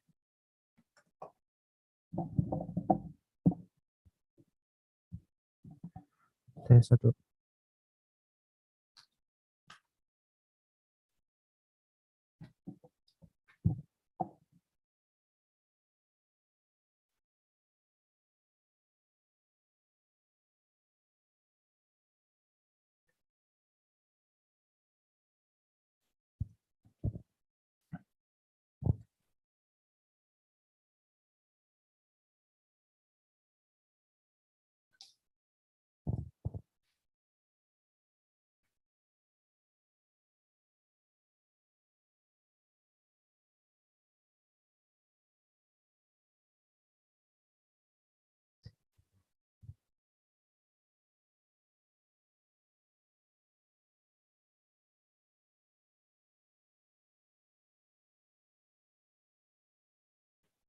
Ready, Mas Cristo?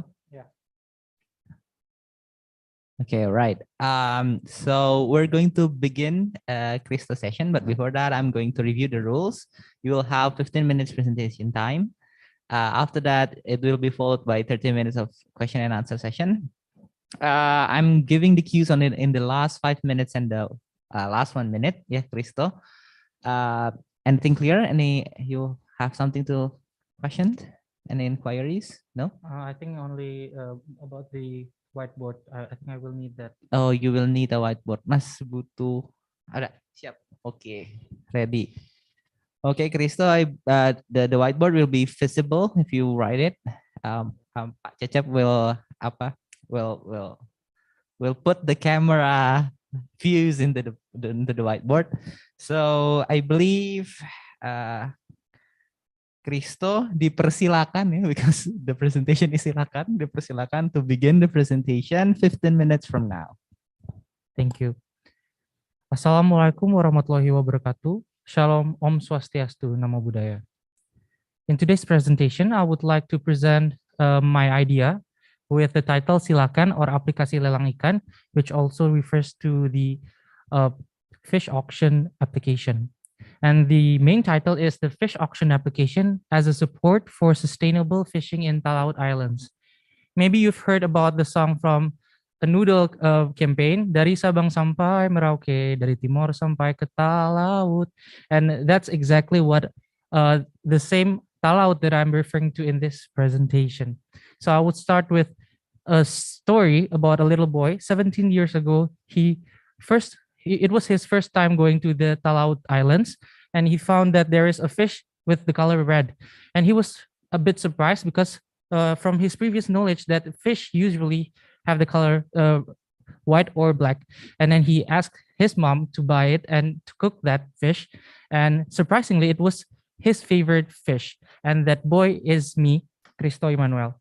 My name is Cristo Emanuel, and I'm currently studying law at the Universitas Indonesia. And in today's presentation, I am supervised by Mr. Arya Friansha, SH, MEL, PhD. In discussing today's topic, I would like to present 8 topics. First, the background, and then second, fisheries in Talaut at a glance. Third, the problem that I'm facing. 4, help and obstacle. 5, target. 6, solution. 7, smart target. And 8, conclusion.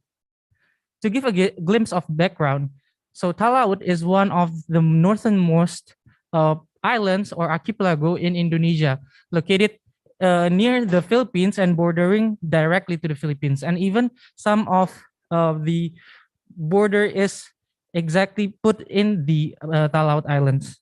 And this is the exclusive economic zone borderline between Indonesia and the Philippines. And this will give us a glimpse of idea what is the problem that Talaut Island is currently facing. And to give also a bit of introduction, I would like to introduce about the fishery management area, or in Indonesia, we refer it to as WPP, which Talaut is located in WPP 716, which is a fishery management area. And to give an overview about Talaut, I would like to highlight the fisheries aspect. First, there are about 11,072 fishermen in Talaut, which every year annually they take about 12,854 ton catch per year, with bluefin tuna production with the most catch in valuation, which is the most valuable fish. We refer to the bluefin tuna. And then they have about 3,049 motorless boat, which indicate that they have a lot of subsistence fishing. And this is an additional information that every year the catch will be increased by 175 ton per year, especially for tuna. This also would like to revise my previous presentation, which I mentioned that the increase is 115. However, it actually should be 175. I misremember the calculation. However, which I previously mentioned that the tuna will, the fish in Talaut will surpass the total allowable catch in Talaut. That status will be reached at about 2051, and the calculation is still right, about 32 years from 2019. Okay, we can get back to that maybe after the presentation. And to open this, I would like to present about the theory that will revolves around our discussion today. So the main theory that I'm referring to is the sustainable fisheries. So sustainable fisheries refers to the fishing activities that can be continued on a sustained or indefinite basis. This is a definition brought up by FAO. And under the sustainable fisheries, there are actually several aspects to be focused on. However, today I would like to present two factors that is the key of sustainable fisheries. First, economical aspect, and the second one is environmental aspect. In the economy side, in order to reach the sustainable fisheries status, we have to highlight the growth of economy of the fishermen, particularly, and not only the fishermen, but also the civilian around the fishermen. And the second part is the environmental part. I identify two main problems here revolves around environmental aspect of sustainable fisheries. First, the overfishing, and the second is the unreported fishing as referred to in IUU fishing. And this is highly related to three main goals in SDGs. First, the 8th, 12th, and the 14th goal. The 8th goal refers to economic growth. 12th referred to the responsible consumption and production. And the 14th is life below water. So our discussion will revolve around these two aspects, economy and environment. So I hope the audience will bear in mind. And let's identify the problem that they are facing.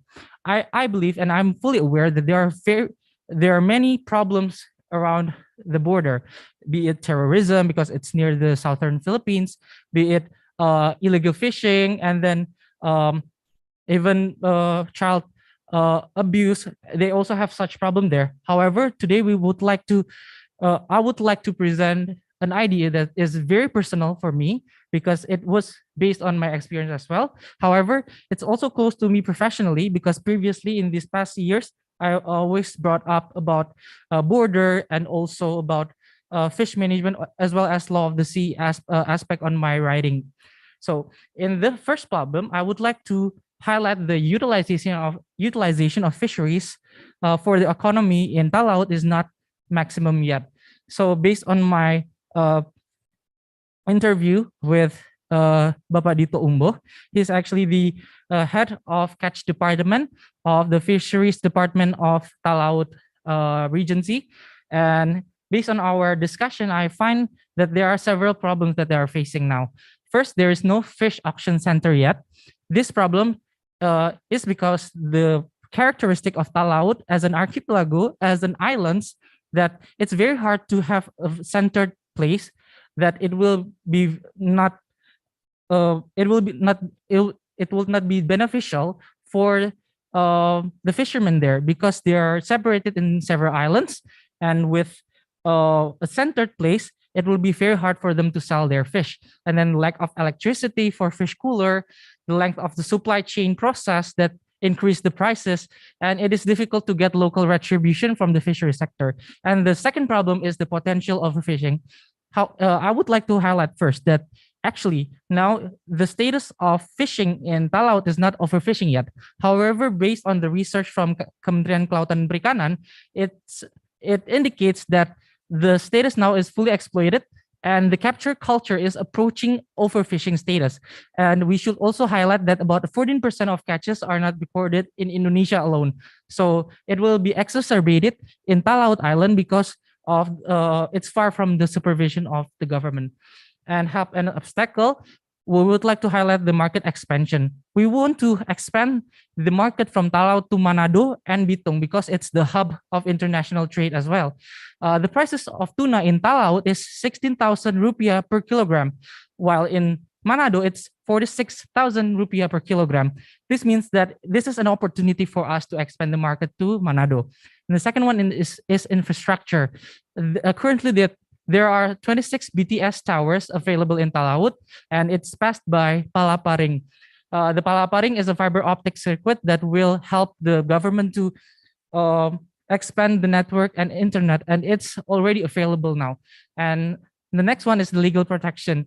So there are some legal aspects that already been highlighted by our government concerning the fisheries, as well as the overfishing. So this is something that the governments already have their concern in that particular topic. And the obstacle is the presence of middlemen, or in Indonesia, we call it tengkulak. And the second one is the low digital literacy rate. And the target, I have a very specific target, which is to raise the price from 16,000 to 20 to 30,000 rupiah per kilogram in fish price.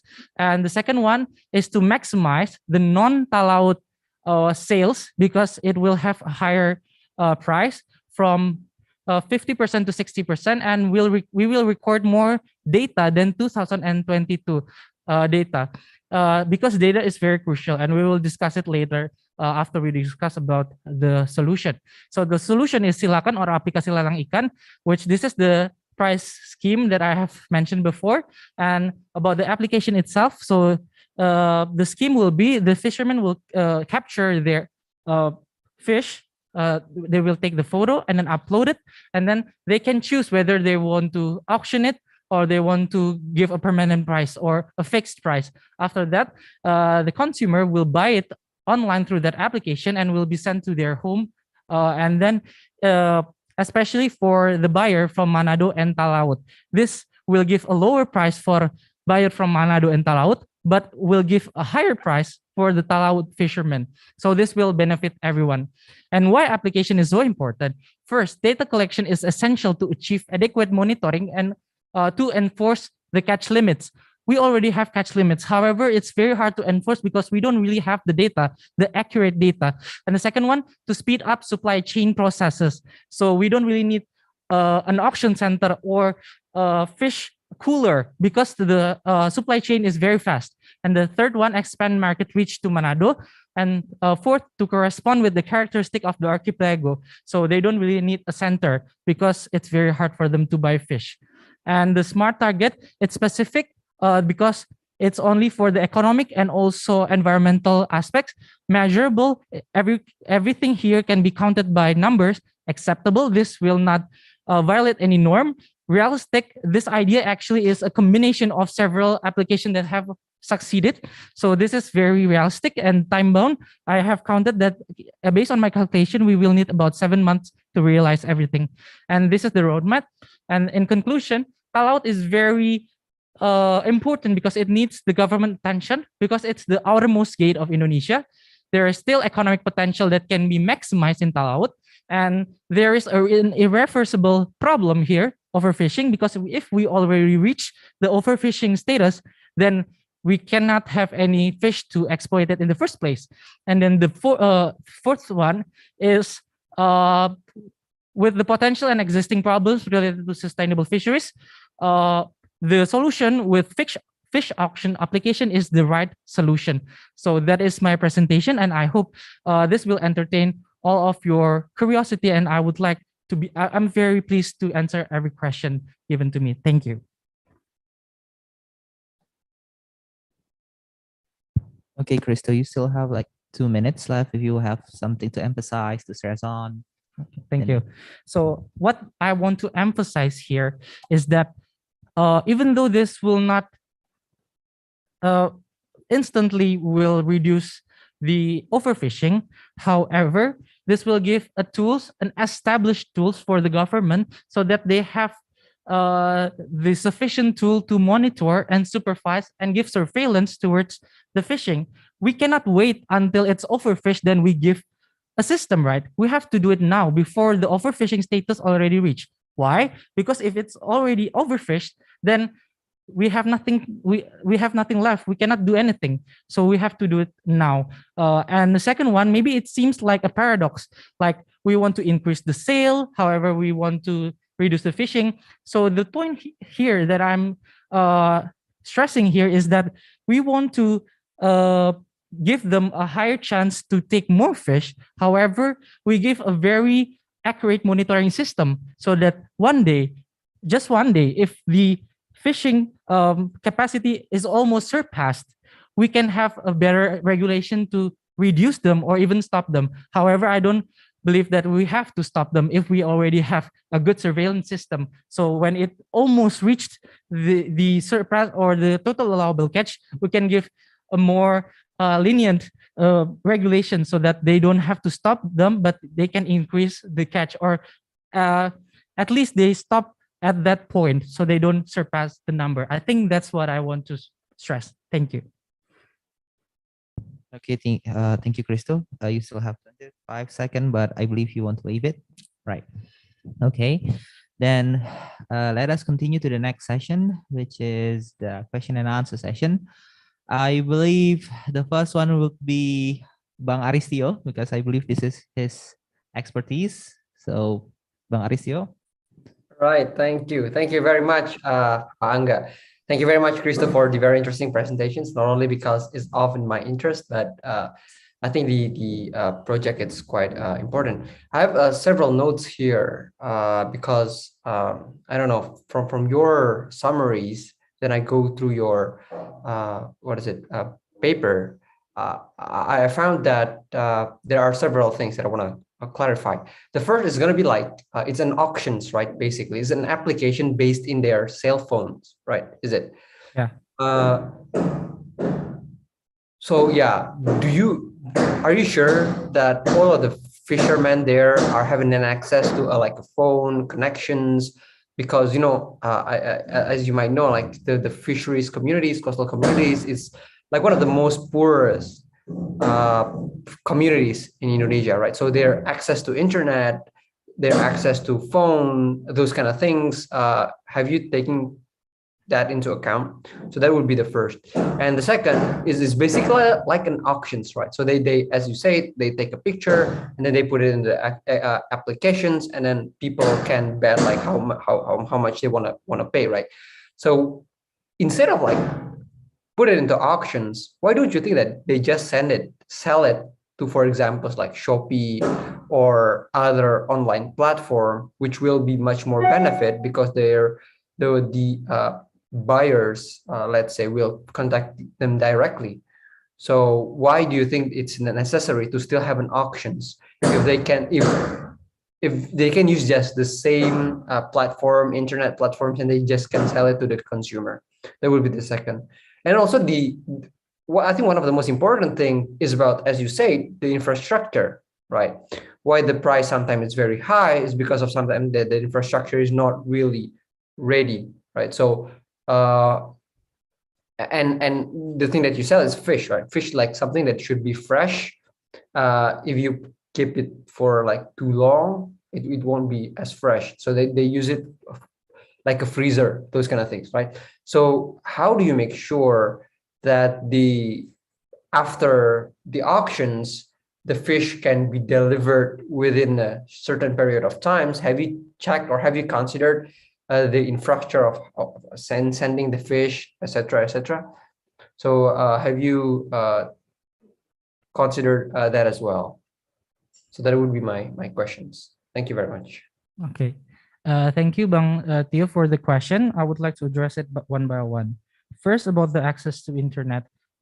This is also my concern at first. However, after I researched a bit, I found out that actually Talaud is an island with, as I mentioned before, they have a very strong internet now there. They don't really have a problem with internet. And about the fishermen, this also has raised my concern. However, after I researched again, this is also the same problem that maybe you've already noticed about Aruna application. So this is similar with Aruna, but Aruna is B2B, I believe, and this is B2C. And in Aruna, they also face the same problem. However, I believe that we can use their also method to actually approach them and have what they call local heroes that will give them explanation on how to use it. And about the access, I believe that they all have access, not like what I thought before, that they don't really have phone. I already discussed this with Mr. Dito, that I have mentioned before, that this is not a very huge problem for them because they actually have phones. However, the main problem is not about having the phone or not, but knowing how to use the application. And in addition to that, so this is very personal, but previously my mom just went there like last month, and she said that it's very common for them to have phones. Even there are some research about how smartphone particularly affects the life of people there. So I believe that it's not the problem, but the problem is how we can convince them how to use the application. And in order to address that, I would like to give a very simple UI and UX so that they will not be confused. And we will have like an agent, which we will take from the previous or former tengkulak or middleman, so that there will be approaches as well. So I think that will be my first answer for this first question. So yeah, I think there's not a huge problem on that particular aspect based on my research. And the second one, why don't we direct sell to them? So in my application, even though it's called Silakan, but we have also the direct selling feature, because we believe that not all people want to buy it in an auction. So some people, especially for subsistence user, so the user that will not sell again or use it for business, right? So the application would only be auctioned for another businesses. For instance, people that want to resell that again. So that's why the price is lower. However, for the consumer that would not sell it or use it for their restaurant, for example, they can buy it directly. And why is it different from Shopee, and why don't they just sell it from Shopee? First, because I believe that I'm also a user of Shopee and it's quite hard to navigate through it, the UI and UX. Second, it's a bit risky because the buyer can, it's not very easy to track where the buyer from. And the third one, this application is not only focused on the economical aspect, but also the environmental aspect. I believe that there are some confidentiality issue with Shopee that they cannot really disclose all of their data. But in this application, one of the main objective is to have a data that we can give to the government so that they can have a better surveillance. Or even if the government is not accepting that, at least we can use the data as balancing to balance the data from the government, because I have researching about how the government also acquired the data, and they use a very manual way, and they only use random sampling, which is not that accurate compared to my methods. So I believe that that is why I believe that this is more convenient, especially from the environmental aspect compared to Shopee. And we also have the same direct selling feature as well. And the third one about the freezer and infrastructure, I believe that this application is also suitable to address that problem. So the problem is because there's no freezer, even currently they don't really have freezer. So sometimes the fish, they should throw it because as I've mentioned before, the supply chain process is very long. There are several posts that they have to go through. But with this application, it will bypass the supply chain in order to have a smaller or shorter supply chain from the fisherman to the consumer, so that the freezer or the center to store the fish is not needed in this particular ideas. So with the shorter term of the process from the fisherman to the consumer, it will make it unnecessary to have a freezer or cooler, because actually they also have a freezer or cooler in their own vessels. So I think that's the answer for the third concern. Right. So just a quick follow-up questions. Do you think who should run this application? Should it run by like a private social enterprise company, or should it be better to be run by the Ministry of Marine Affairs and Fisheries? Thank you, Bang. So because this is a pilot project that I believe should start from Talaut first, then if it works, then it can be expanded. So I believe the most suitable stakeholder to run this is the local government of Talaut Islands, because they previously have the experience of holding it's called SKPT, so it's a center for fisheries industry there. So I believe that it's not a hard thing for them to do the next one, which is online. So I believe that maybe I can I can give this proposal, or maybe I will initiate by myself, and then after it's stable, I can let them continue to run this so that they can have a better surveillance towards their area. But if it works, then I believe that it can be proposed to the Ministry of Fisheries Affairs. I think that's the scheme that I'm thinking. All right. All right. Thank you very much. Thank you, Bang. Okay, thank you very much, Theo, for the question. Maybe we are moving next to Mbak Iva. Okay, thank you, Angga. Thank you, Christo, for your presentation. Well, actually, my question is more like technical question. Maybe you could clarify some aspect here. First, about you offer the application for what do you say, fisheries. But actually, I found there are previous applications about fisheries here.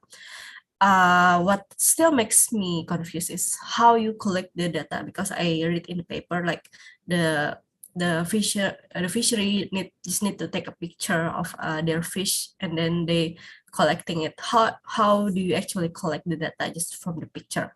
That's my first question. The second question is, I read in the article that the government previously has introduced the fisheries this kind of application that makes you can doing selling fish in the market langkan.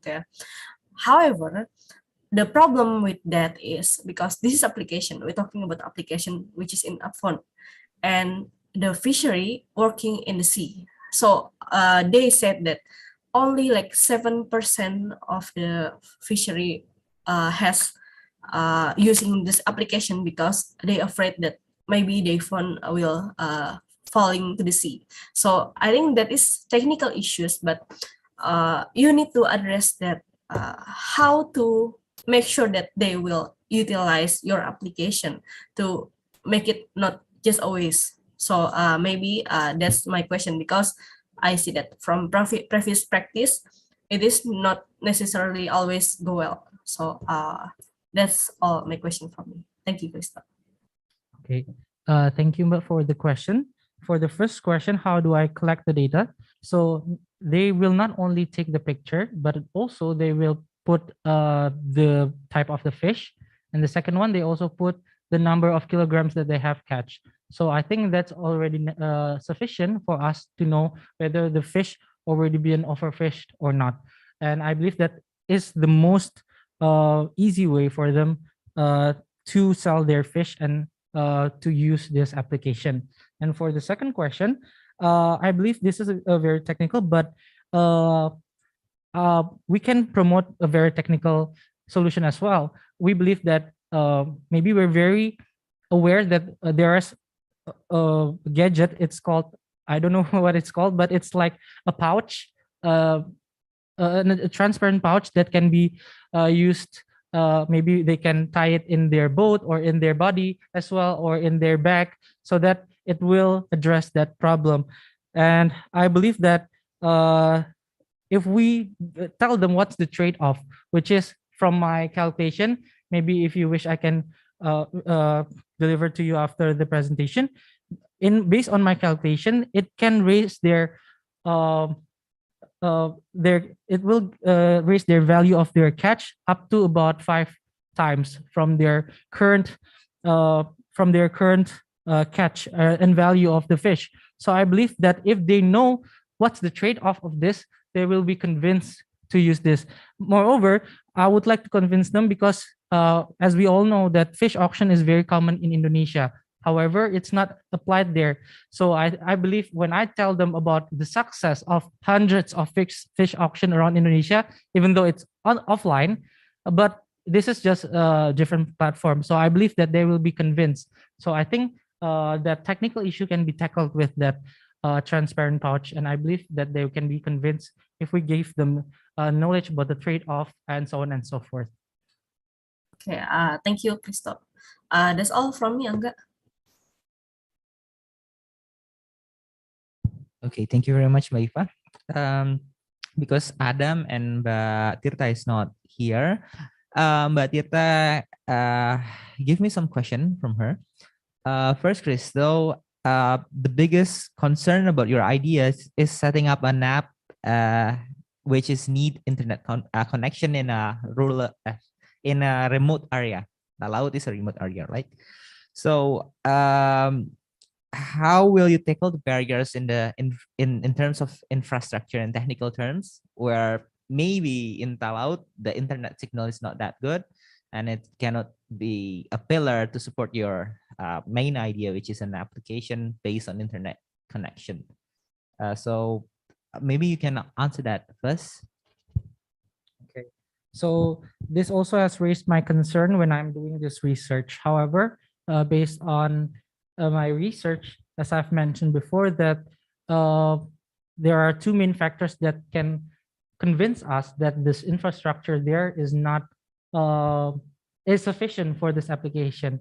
First, about the 26 BTS tower that they have, that is based on my research as well. They said that not only in island that BTS is working, however, in the sea as well, it's also working. They can use the internet in the sea because of so many BTS tower there. And the second one about the Palaparing fiber optic circuit that is passing through the islands, and it also support the internet there. So that's based on a research, but based on personal experience. First, I also have a call with the Department of Fisheries in Talaut, and there is no problem at all during the call. And second, as I've mentioned before, my mom went there last month, and she said that there is no problem in the internet there. So I believe that it can give sufficient grounds for us to believe that it's the infrastructure is sufficient there to support internet. And in addition to that, there are also several studies about how internet and smartphone affects the life of the locals there, be it for their studies or for their daily life. So I believe that through that research, I can also indicate that it's very common thing to use that, even though it's in a very remote area. That I also once was a bit concerned, but I think that already answered the concern of Tirtawaning, I believe. Okay. Thank you very much for that answer, Crystal. And then previously we are seeing the application from the perspective of service provider, right? The signal and everything. Now I want to question, this is also from Mbak Tirta, from the perspective of the user, the fisherman. How literate is the fisherman in using this kind of technology? We are concerned that they will still rely on the middleman to sell their fishes, and because they does not possess the ability to use the application, or maybe they don't really have a capacity to a digital a capacity to use a capacity to use a digital to use the app, because they don't really have capabilities to certain digital literacy ability. Wait a second. That's all. Okay. Thank you. So for that concern, I also have an extensive research on that. And I have to confirm that maybe in the current condition, they don't have the sufficient knowledge yet to operate this system fully. However, currently, I believe as the digital literacy, as I have mentioned also before, that in Talaut it's already common to use smartphone. It's not that uncommon as I thought before. So they already have the basic knowledge of how to use smartphone. That's first. And the second one, I believe that I already put in the proposal as well, and as in my presentation, that there will be a socialization about 1 month. However, I believe that 1 month is not enough. So that 1 month that I'm referring to is the sort of like the debut or the grand opening of this application. However, the socialization will be in a continuous basis, so it will be conducted over and over again, not only over the course of 1 month. And maybe I've also mentioned before that we will utilize the middleman, the former or previous middleman, to be the trainer. We will train them. There will be a training for trainers for them, so that they will disseminate the knowledge on how to use this app to the fishermen. And I would like to make the UI and UX very simple so that they don't really confuse on how to use the application itself. So this has already been successfully conducted by, as I mentioned before, Aruna. So they also use like an agent, a trainers. They call it local heroes, and I believe that the same ID can also be implemented in this application. So we use the middleman as the trainers, and we will have a training for trainers, which is the middleman, previous middleman, so that they will not lose their job. They will not lose their income. They will only shift their income towards this application. And I believe that will address the concern of Mbak Tirta Manung, I believe. Right, thank you very much for the answer, Crystal. Judges, we are still having 9 minutes and 40 seconds to have a question and answer session. Is there any of the judges want to add up or giving comments or maybe criticize the ideas presented by Crystal? I think it's enough, Angga, from me. I Okay. think, yeah, it's enough for me as well. Okay, right. This marked the end of Crystal presentation, yeah, Crystal. Give applause to Crystal. Okay, so that was an excellent presentation, Crystal. You can watch your friends after this. Oh no. Cukup. Okay, so this is will be the first session for today's English presentation.